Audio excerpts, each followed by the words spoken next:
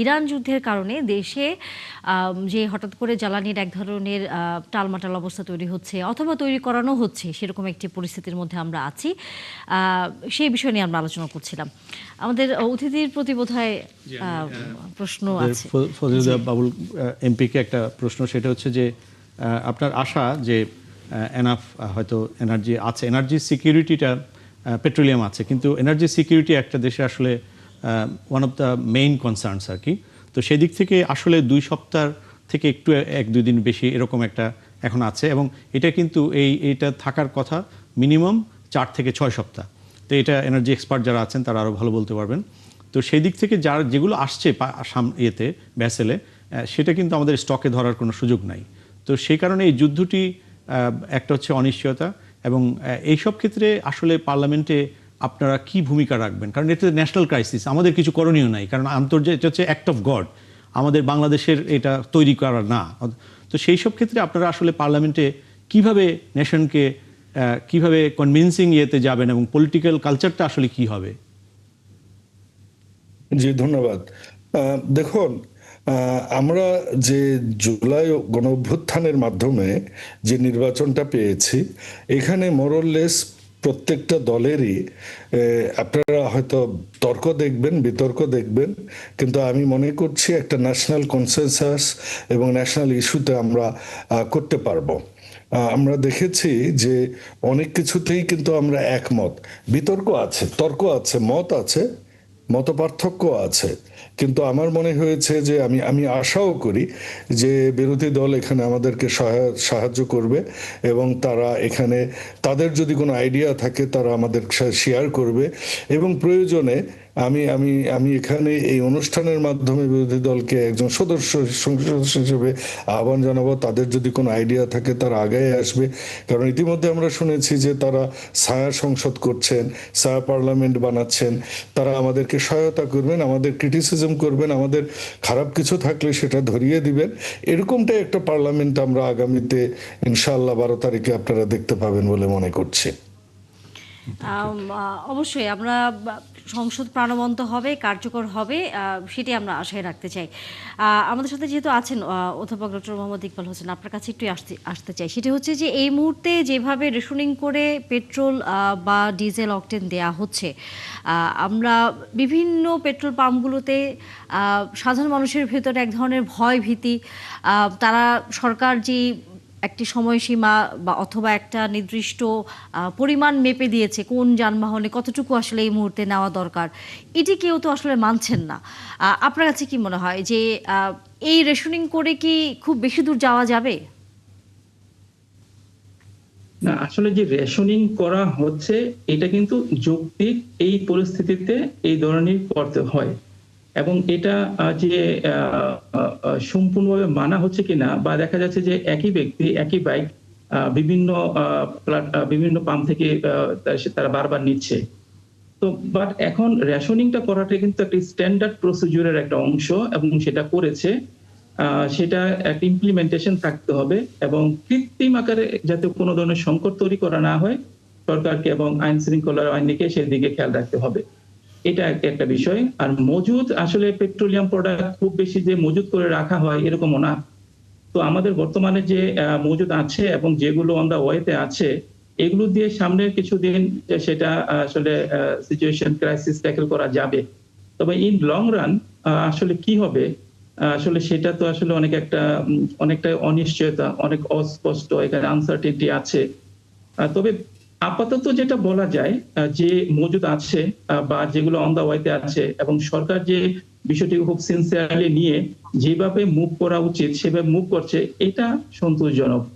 এবং যেটা বলবো, অযথা পেনিক না হয়ে একটু রেসপন্সিবল সিটিজেন হিসাবে অ্যাক্ট করা, অর্থাৎ খুব বেশি আমার মজুদ নেওয়ার, আমার যে গাড়িতে যতটুকু দরকার, যেমন আমি একটু নিয়েছি, আমি তো যেখানে আমার রিক্সা দিয়ে যাওয়ার পথ, আমি যে গাড়িতে যাই এখন, যেগুলো ওখান থেকে রিক্সা দিয়ে আমার যাচ্ছি।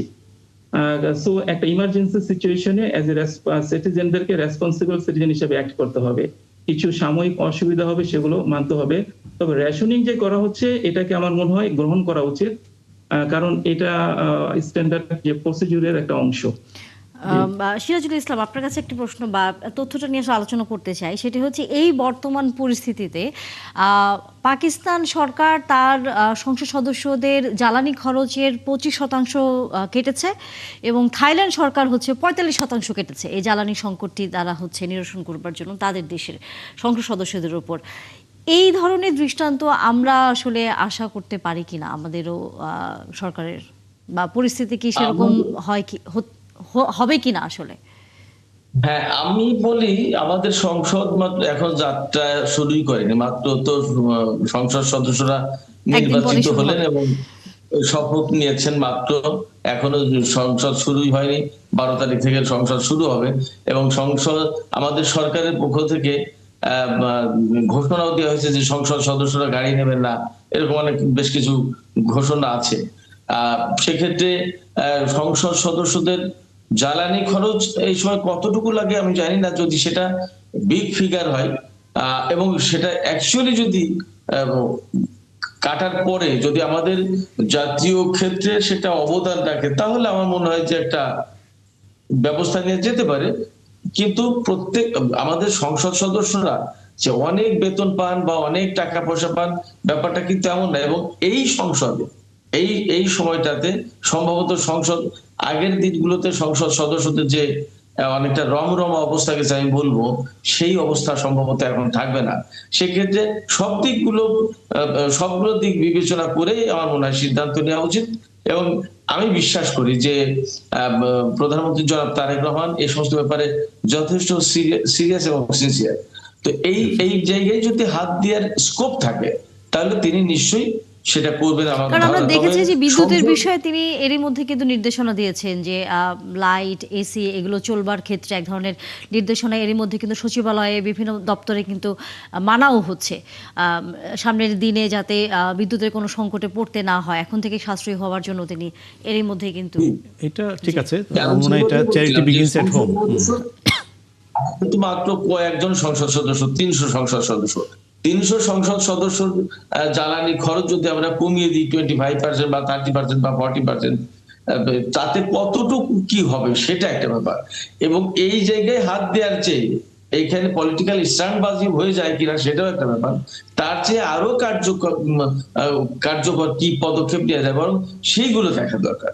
এবং আমি এখানে আরেকটা প্রশ্ন করতে চাই, বিশেষ করে ডক্টর ইকবালকে আমি একটা প্রশ্ন করতে চাই আপনার মাধ্যমে। সেটা হচ্ছে যে ইরান আমেরিকা ইসরায়েল যে স্ট্যান্ড অফ যে সিচুয়েশন, এটা কিন্তু হঠাৎ করে শুরু হয়নি, অনেক দিন ধরেই হচ্ছিল।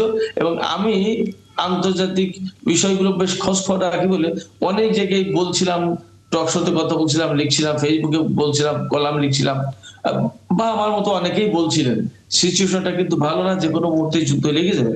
এটা কিন্তু অনেক দিন থেকে এই যে বিগত সরকারটা আমাদের ছিল, তারা এই ব্যাপারে আসলে কোনো প্রস্তুতিমূলক বা সতর্কতামূলক কোনো পদক্ষেপ নিয়েছিল বলে জানা আছে কিনা, বা যদি না নিয়ে থাকে তাহলে কেন নেয়নি, এবং এই ব্যাপারে জবাবদিহি করার কোনো স্কোপ আছে কিনা সেই সরকারের লোকজনকে।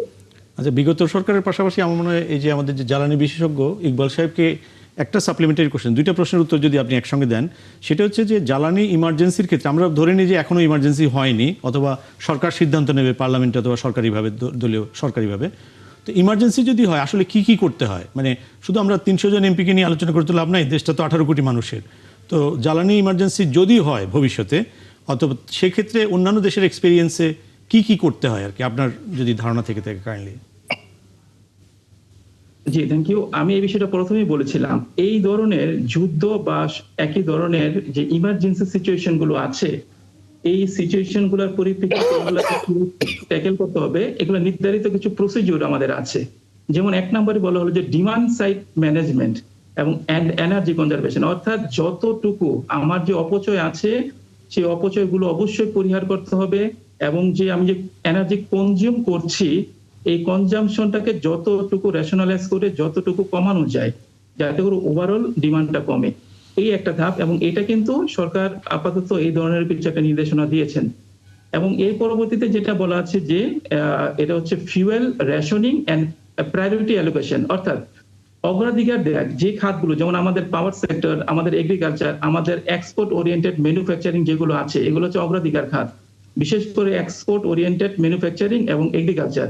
তো এই খাতগুলোকে প্রায়োরিটি দিয়ে এই খাতে আমাদের এনার্জি সাপ্লাইটা নিশ্চিত করতে হবে এবং অন্যান্য দিকে একটু আমাদের ছাড় দিতে হবে। এরপর বলা হচ্ছে যে এটা হচ্ছে ডাইভার্সিফিকেশন অফ ইম্পোর্ট সোর্সেস, অর্থাৎ আমরা যত দিক থেকে আমরা ইম্পোর্ট করে থাকি এটাকে ডাইভার্সিফাই করতে হবে। আমাদের আগে যে মিডল ইস্ট বেস সবকিছু হতো, এখন অন্যান্য খাত থেকে অন্যান্য দেশ থেকে সোর্স থেকে নেওয়া যায় কিনা সেটার চেষ্টা করতে হবে। যেমন যত ধরনের অল্টারনেটিভ পসিবিলিটি আছে সেগুলো চেক করা, যেমন ইন্ডিয়া থেকে ডিজেল নেওয়া হচ্ছে, আমি মনে করি এটাও স্ট্যান্ডার্ড প্রসিডিউরের একটা অংশ। চীন থেকে নেওয়ার চেষ্টা হচ্ছে, এটাও স্ট্যান্ডার্ড প্রসিডিউরের একটা অংশ। সো এইভাবে আসলে ইমার্জেন্সি সিচুয়েশন গুলো এইভাবে ট্যাকল করা হয়। কিছু কিছু জিনিস অস্পষ্ট, এটা দীর্ঘমেয়াদী হলে আমাদেরকে কি করতে হবে সেটা একটা বিষয়। যেমন এখন বর্তমানে কিন্তু জ্বালানির দাম বাড়ানো হয়নি, এখন হয়তো গভর্নমেন্ট চিন্তা করছে আপাতত বাড়াবে না এবং এটা ভর্তুকিটা বাড়াবে তারা। এবং এটা যদি এখন আমরা পেট্রো বাংলার মধ্যে গ্যাস নিয়ে আসা হচ্ছে এবং বিপিসির মাধ্যমে হচ্ছে তেল নিয়ে আসা হচ্ছে, দুটাই কিন্তু ভর্তুকি দেওয়া হয় এবং নির্দিষ্ট ভর্তুকি। এবং এখন যে তারা অনেক এক্সট্রা প্রাইস দিয়ে ইম্পোর্ট করে নিয়ে আসতেছে, এই অতিরিক্ত ভর্তুকি বিষয়ে একটা প্রশ্ন থেকে যেটা কোথা থেকে আসবে, যেহেতু এখনো কনজিউমার লেভেলে দাম বাড়ানো হয়নি। তো এখন হয়তোবা যদি সাময়িক স্বল্প মেয়াদী হলে এটা গভর্নমেন্ট চিন্তা করতে পারে যে আমাদের রিজার্ভ থেকে সেটা ভর্তুকিটা বাড়াবে, কিন্তু যদি এটা দীর্ঘমেয়াদী হয় তাহলে কি করা হবে, এটা হচ্ছে আপনার ন্যাশনাল একটা সিদ্ধান্তের বিষয়।